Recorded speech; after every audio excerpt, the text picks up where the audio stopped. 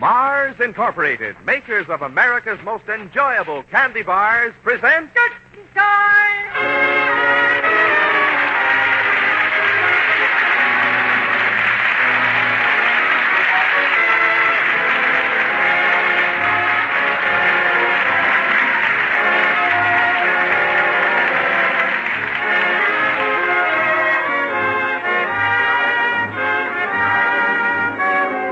The makers of Milky Way candy bars welcome you to Curtain Time. At the moment, the lobby is filled with gay theatergoers, all anxious to see the new play. And here, as eager as the rest, is the well-known man about town, your host, Patrick Allen. Good evening. Well, Mr. Allen, what's afoot this evening? Don't tell anyone, John, but murder's afoot. But there's the overture, so we'd better hurry inside the theater for tonight's production of Curtain Time. Tickets, please. Thank you, sir.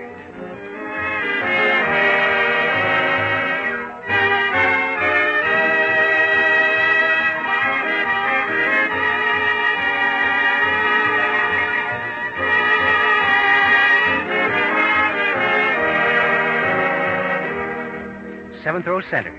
Seats 7 and 8. Well, these are wonderful seats. But the curtain will go up in just a minute, so let's glance through the program. Harry Elders and Nana Sargent, supported by the Milky Way players, are starred tonight in Lightning Strikes Twice. Mr. Elders will play the part of Dave Parker, and Miss Sargent is cast as Judy Forrest. Curtain Time! There's the call for the first act of Lightning Strikes Twice. The scene is a study in the palatial suburban home of Crane Caldwell, the well-known detective story writer. At the moment, Caldwell and his attractive secretary, Judy Forrest, are in the midst of a rather heated discussion.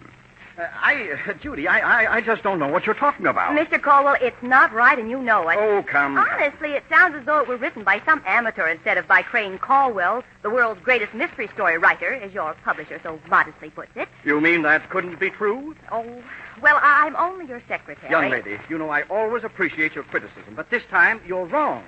The Corpse Has Wings is going to be one of my best books. I'm only insisting that the stuff you dictated to me yesterday is some of the worst writing you've ever done. All right. Give me an example. That letter which Avis wrote to Larry. What's the matter with that? Oh, here, now let me show you. Very well, I'm always open to conviction. No, here it is. All right. Now, let me see. Oh, yes, beginning at the bottom of the page. Claude started to speak, hesitated, and handed Avis his gold fountain pen. Mm-hmm. She removed the cap and began to write. Oh, now, what the dickens? I thought I had the next page. Well, isn't that it in your typewriter?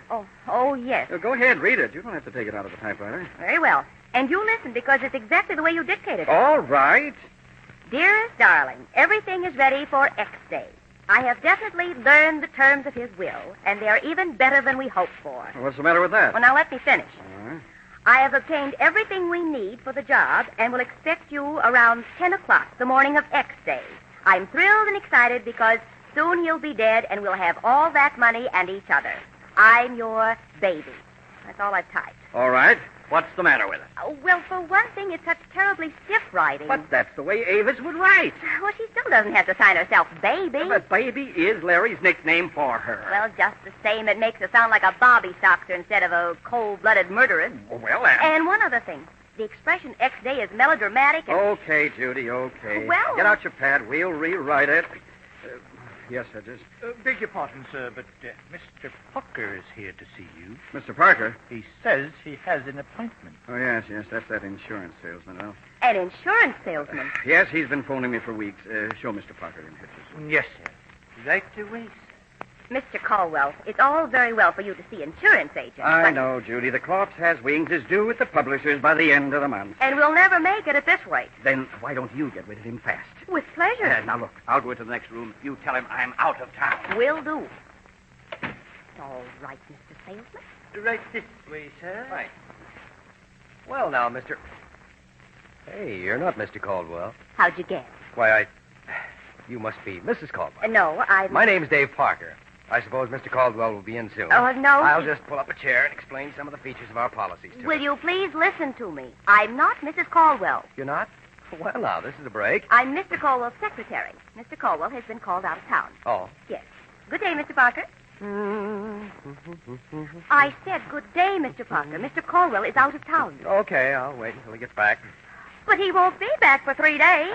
Look, Blue Eyes, blue eyes. Well, they are blue, aren't they? Well, that's none of your business. Oh, but selling insurance is, and lots of private secretaries, not all as cute as you. Now, you see here. Yes, ma'am. Lots of them have tried to brush me off with he's out of town or he just came down with whooping cough. I wonder why doesn't anybody think up an original excuse? Mr. Parker, will you please leave? And suppose I don't, Blue Eye? I'll have you thrown out. By that anemic butler? Mr. Caldwell himself will throw you out. Oh, but he's out of town, remember? Oh, honestly, I... Well, Judy, and you were going to get rid of him. Well, Mr. Caldwell... Young man, I've been listening at the door, and I'm convinced that nobody has the endurance to match an insurance man. Mr. Caldwell, maybe you'll thank me someday for not giving up. I doubt it. So do I. But we'll save time all around if I see you now. Judy, will you excuse me, please? I'll be glad to. I'll be in the garden if you want me. And if you buy any insurance from that monster... It's a very efficient secretary you have, Mr. Caldwell. Yes, I think she's cute, too. But you wish to see me about insurance? Mr. Caldwell, I want to tell you about our AAA policy. Now, if you'll just let me have a piece of paper, I'll explain it in terms of dollars and cents. Go ahead, young man. Help yourself. Thanks. Now, let's presume that you want a $50,000 policy. Well, that's all right, Parker, except that you're presuming too much.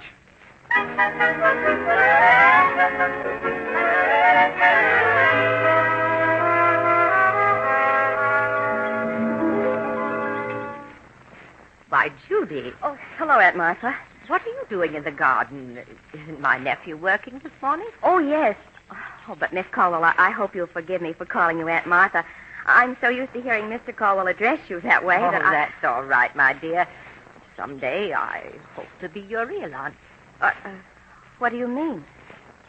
Judy, have you ever thought of marrying Crane? Why, no. My dear, I so much want to see him married. I'm getting on, and, well, Crane should have someone. He's very fond of you, Judy. Well, I know, but I'm sure he never thinks of me as his wife. Oh, I'm sure you're wrong about that. After all, you've been his secretary now for over 5 years. Oh, but your nephew is more than twice my age. And that makes less difference than you think. Well, I do think the world of him, but... Crane would make you very happy, my dear. He's wealthy, and more important, he's a wonderful man. He's done so much for me, Judy. And, well, I know, but... Someday I'll tell you all about it. It has to do with murder. Murder?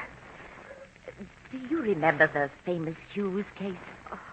No. Oh, I forgot. You're too young. But, oh, dear me, there I go talking too much. But, my dear... yes? You'll think over what I said, won't you? Well, of course, but... well, I'm afraid it's no use.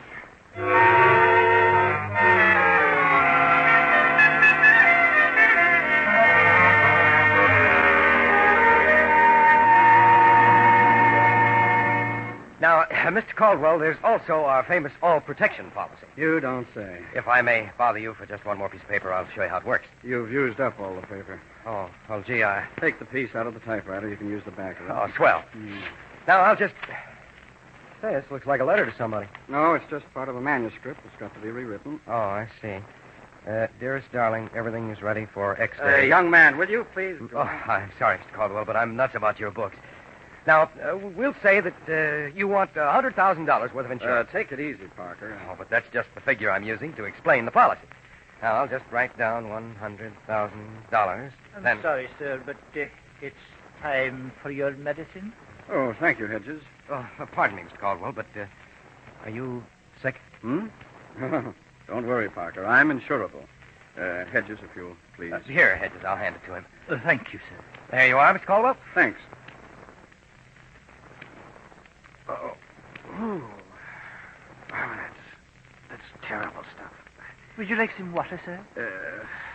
No, Hedges. Never mind. Very good, sir. I'll call you when it's time for luncheon. Getting back to our all-protection policy, Mr. Caldwell, have you any idea of how little a $100,000 policy costs? This is saying? I said that, have you any idea... Hot in here. Isn't it? Why, no, I think it's... Mr. Caldwell. Look, Mr. Caldwell, if you think I should... Good heavens. Hey, where is everybody? Something's happening here. Something wrong, sir? I thought I heard you. I was talking to Mr. Caldwell and... Wait, what's happened? Mr. Parker, did you just call? Miss Force, phone the police. Mr. Caldwell has been murdered.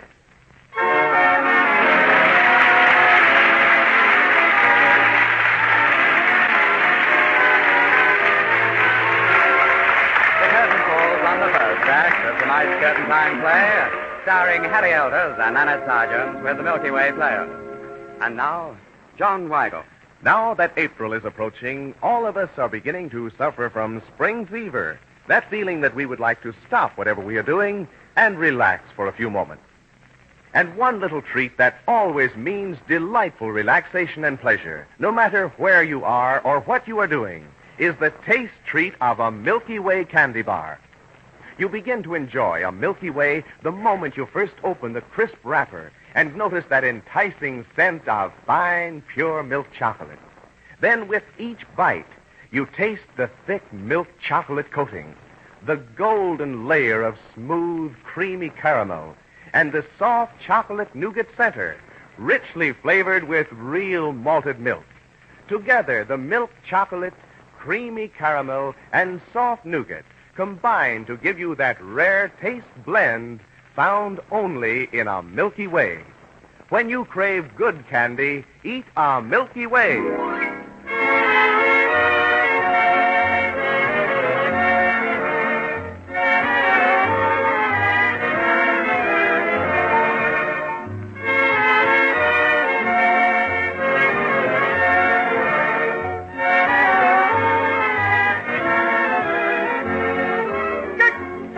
There's the call for the second act of Lightning Strikes Twice, brought to you by the Milky Way Players. Two strange things have happened in the household of Crane Caldwell, the writer. His Aunt Martha spoke to Judy Forrest of a forgotten murder, and Caldwell died mysteriously while talking to Dave Parker, an insurance salesman.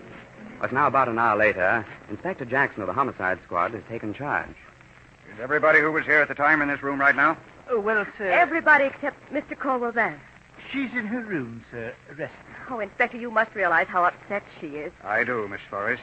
If you wish me to call, Miss Caldwell. You're the butler, aren't you? What's your name? Hedges, sir. You stay here, Hedges, until I tell you to call Miss Caldwell. Do you mind if I leave now, Inspector? I've been here since this morning. Inspector, don't let him go. How do we know who he really is? Oh, but look, Parker, Inspector. nobody's leaving this house till I say so.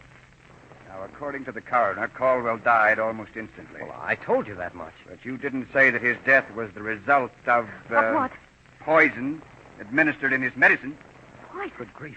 Really, sir, this is... Hedges, who besides you handle Caldwell's medicine? Well, sir, twice a day, Miss Caldwell prepared the medicine and gave it to me to bring into the study. That was the regular routine? Except that today I wasn't about at the moment, so Miss Caldwell gave it to Miss Forrest. Oh, she did she? Inspector, you're making it sound like a crime. Besides, Hedges appeared in the hallway just as I was about to enter the study. I gave the glass to him. That's right, Inspector. Hedges did bring it in. So 3 people might have slipped poison into that glass. Oh, but, sir, there were 4. 4? Mr. Parker also handled the glass, miss. No, just a minute. I was just about to hand the medicine to Mr. Caldwell, sir, when you grabbed it out of my hand. I didn't grab it.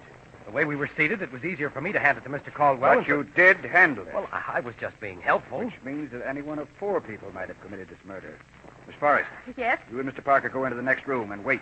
I guess we may as well do what the man said. And don't try to leave the house, understand? We won't. Hedges, bring in Miss Caldwell.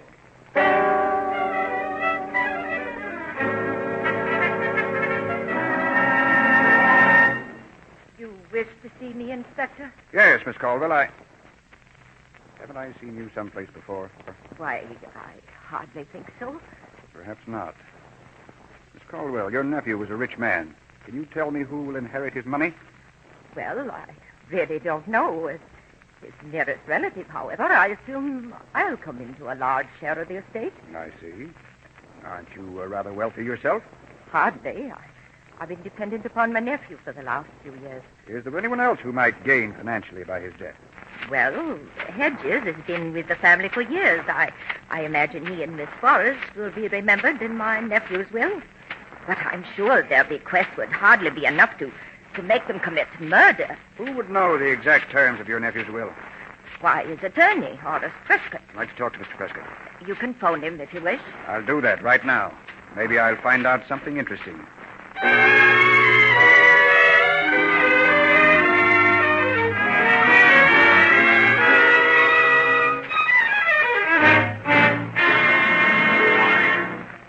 Well, it's been quite a day, hasn't it? That's quite obvious.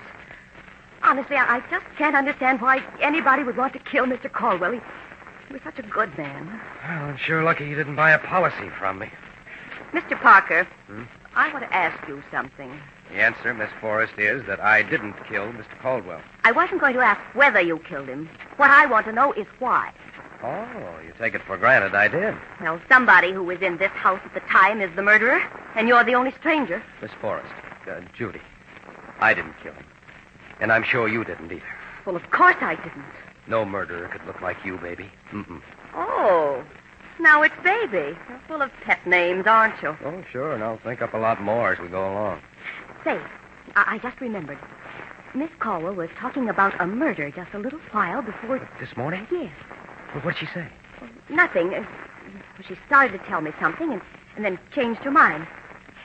Mr. Parker, have you heard of a famous murder case called... Okay, you two. Come on back in here. Right with you, Inspector.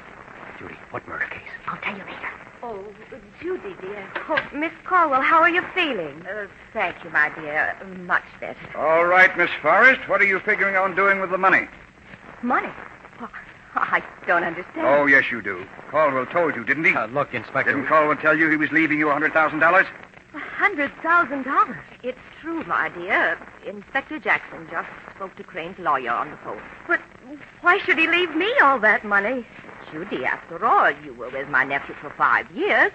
He was merely rewarding you for your faithful service. Inspector, do you think that in order to get this money... Isn't what I think, Miss Forrest. Inspector, you've got no right to insinuate that this Parker, girl... it's just occurred to me that you've been pretty anxious to get out of here. Now, just a second. Couldn't be that you've still got some of that poison in your pockets, could it? Okay, why don't you search me? Inspector Jackson, would you mind if I went to my room? I'm rather worn out. All right. But be sure you're around when I want you. Of course, Inspector. Just have someone call me. Okay. Parker, start emptying your pockets. It's a pleasure. Here you are, wallet, handkerchief, piece of paper, fountain pen. What's this paper?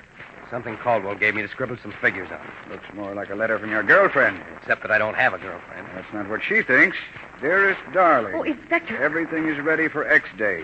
I have definitely learned the terms of his will. If you'll please listen to And me. they are even better than we hoped for. I have obtained everything we need for the job and will expect you around 10 o'clock the morning of X Day. Holy smoke, that sounds... What time did you say you got here this morning, Parker? Around 10 o'clock.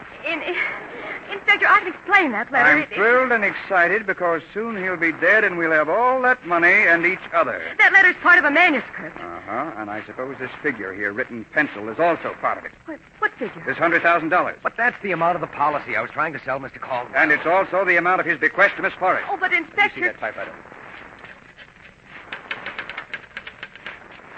This letter was typed on this machine. Well, I told you it's part Is of... this your typewriter, Miss Forrest? Yes? Did anybody else in the house ever use it? Wait, no, never. Then you're under arrest. Under arrest? Now, see here, Inspector. You're under arrest, too, Parker, for the murder of Crane Caldwell. But, Inspector, if you'll just let me show you... Go on and show him, baby. That does it, Parker. This letter is signed, I'm your baby. Oh, good grief. Oh, honestly, you and your pet name.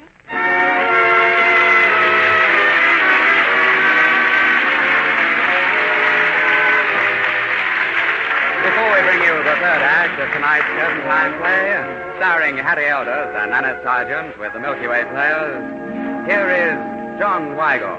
All of us have different reasons for preferring our favorite treats. To candy lovers, a Milky Way candy bar is always a special thrill because in each bite of a Milky Way, you enjoy a rare flavor combination of the choicest candy ingredients. A thick milk chocolate coating, rich with the rare flavor of the finest pure milk chocolate. A golden layer of the smoothest creamy caramel, and a soft chocolate nougat center, abundantly flavored with real malted milk.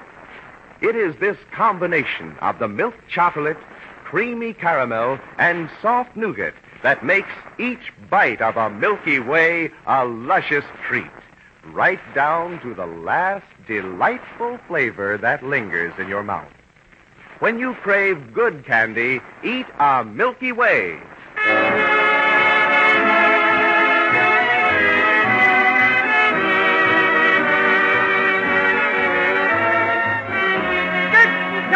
There's the call for the third act of Lightning Strikes Twice, brought to you by the Milky Way Players. Crane Caldwell died suddenly after taking some poison medicine. Later, Inspector Jackson found a letter in Dave Parker's possession in which a murder was plotted, and immediately placed the young insurance salesman under arrest. We also arrested Judy Forrest, who under the writer's will would inherit $100,000. But now a moment after the close of Act Two.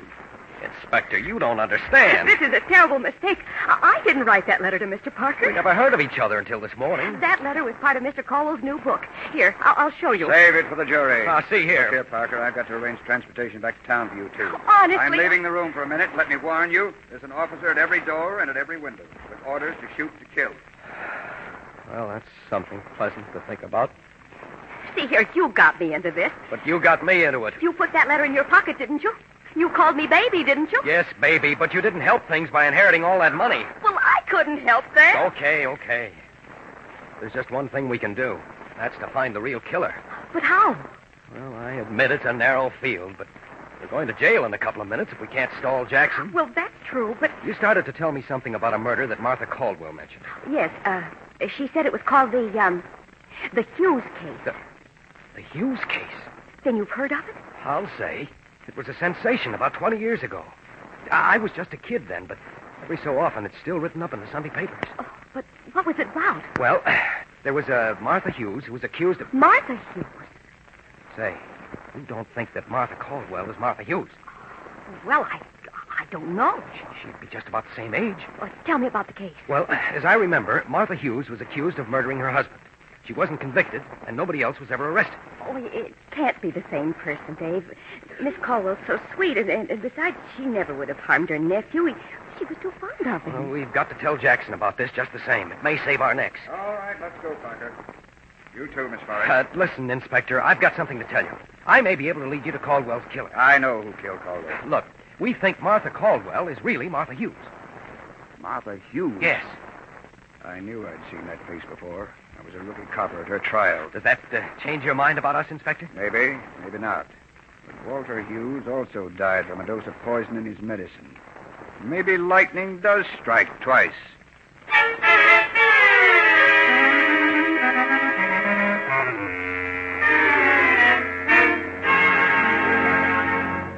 Inspector Jackson, I'll make no statements without my lawyer. Okay. You won't talk. I know somebody who will. Hedges! Hedges! Inspector, maybe you had better wait. You leave this to me, young lady. Look, Inspector, maybe Did you call me, sir? Hedges, I want to know how long you've known Martha Caldwell. About 26 years, sir. When I came here, she lived with her brother, Mr. Caldwell's father. Did you always know her by the name of Martha Caldwell? Well, no, sir. I first knew her by the name of Martha Hughes. Very well. I am Martha Hughes. But, Miss Crandall, why did you... My husband was a ne'er-do-well, and we lived here through the generosity of my brother. Shortly after the trial, my brother died without a will, and I was penniless. Crane supported me all these years, and, Inspector, if you think I killed him... I didn't say you did, Miss Caldwell, but still it's strange that he died in the same way your husband did. Please remember that I was acquitted. But they never found the killer. Say, What's the matter with you? Inspector, I can prove who killed Crane Caldwell. Dave, are you sure? How are you going to prove it? Judy, didn't you and Miss Caldwell prepare Mr. Caldwell's medicine in the kitchen? Well, not exactly. I was in the kitchen, but Miss Caldwell was in the butler's pantry. Which means that neither one could see what the other was doing. But Miss Caldwell fixed the medicine and handed it to Judy. Correct, Miss Caldwell? Really, young man, this is a lot of foolishness. Judy, take this ashtray. Well, of course, but... Pretend it's the medicine. Now, you took it from Miss Caldwell and started for the study. Then, coming through the hall, you met Hedges. That's right. Then you turned the medicine over to him. Hedges, take the ashtray. Yes, sir. Okay. What did you do next, Judy? Why, I went back to the kitchen. Uh-huh. And you, Hedges? I came directly into the study, sir. Right. I was sitting here, and Caldwell was there. Sit down, Inspector, and pretend you're Caldwell. Oh, just a second. Hedges, sir. come toward me with the ashtray. Yes, sir. You start to hand it to Mr. Caldwell, but I take it instead. Very good, sir. And I hand it to Caldwell. Here you are, Inspector. Well, Now, I give it back to Hedges, who leaves the room. Go over to the other side of the room, Hedges. Yes, sir. Is this quite all right, sir? That's fine. Now, a minute or two later, I noticed that something's wrong with Mr. Caldwell. Before I know what's happened, he's dead. Then I called for help, and Hedges came running back into the room. Come on back, Hedges, and say what you said this morning. Yes, sir. I said, Is something wrong, sir? Yes, I was talking to Mr. Caldwell. Why, what's happened? Judy, this is where you came in. Oh, I said, Mr. Parker, did you just call? And then I said, Miss Forrest, I think Mr. Caldwell is dead. No, you didn't. You said, Miss Forrest, phone the police. Mr. Caldwell has been murdered. How'd you know he'd been murdered, Hedges? Only the killer knew then that Mr. Caldwell had been murdered. Inspector, this man is insane. Just the same, Hedges, you and I are... Hurrah, he's got a gun. Yes. And I'll kill the first one here that makes a move. Hedges, then it was you who killed my husband. Yes, you know why. I was in love with you. I couldn't stand it. So I killed him. But why? Why did you kill Crane, Caldwell? Because after all these years, he'd stumbled onto the truth. He was just waiting for proof. And then, when Mr. Parker arrived, I was sure he was a police officer, posing as an insurance man. Figured you were all washed up, didn't you? I had some poison we use in the garden. And then before I brought the medicine into the study... Look, Hedges, you can't... Don't you move, Inspector! I've got nothing to lose now. Thank you, Inspector, for this. Wait, you... I'll Dave! Good going, Parker. I've got the gun. Well, Inspector, there he is. Judo's a handy thing, isn't it? I learned it in service. Come on, Hedges. Up on your feet. And, Parker, give me a ring tomorrow. I want to buy you the best dinner in town. It's a date, Inspector. Do you mind if I bring a friend? Glad to have you. And I think I know who the friend is. Goodbye, Inspector. Bye. Come along, Hedges. Mr. Parker, I don't know how to thank you. At last, I've really been acquitted. That's thanks enough for me, Miss Caldwell. Judy, do you think Inspector Jackson really knows the name of the friend I'm bringing along tomorrow? Well, I'm not sure, but... Oh, Judy, do I have to start selling again? Of course, you are the loveliest prospect I've ever had. Oh, go on. I bet you tell that to all your prospects. Don't you, baby? The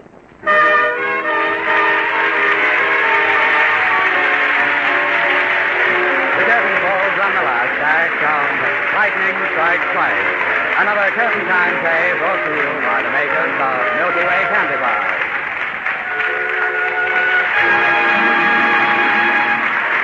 Tonight, curtain time starred Harry Elders as Dave Parker and Nanette Sargent as Judy Forrest. The supporting players were Sidney Elstrom, Maurice Copeland, Lucille Laurel, and Arthur Van Harvey. The script was by Ralph Klein. The curtain time music is arranged by Bert Faber, and the entire production is directed by Harry Holcomb. And now, here are our stars with a word about next week's curtain time play. Well, Pat, next week's play is a pretty complicated affair. You see, I'm a lawyer. A very persistent one, Pat, who insists upon defending me when I don't want him to. Well, that's an interesting situation. What's the play called? It's called Mr. Justice Jimmy. Well, believe me, I'm looking forward to it. Thanks and good night, Nanette Sargent and Harry Elders. Good night, Pat. Good night. Now I'll join this gay theater crowd as it leaves the merchandise mart. Many on their way to the glamorous after-theater spot here in Chicago. Until next week, then, this is Patrick Allen reminding you of your date every Saturday, same time, same station, when the makers of Milky Way Candy Bars present Curtain Time!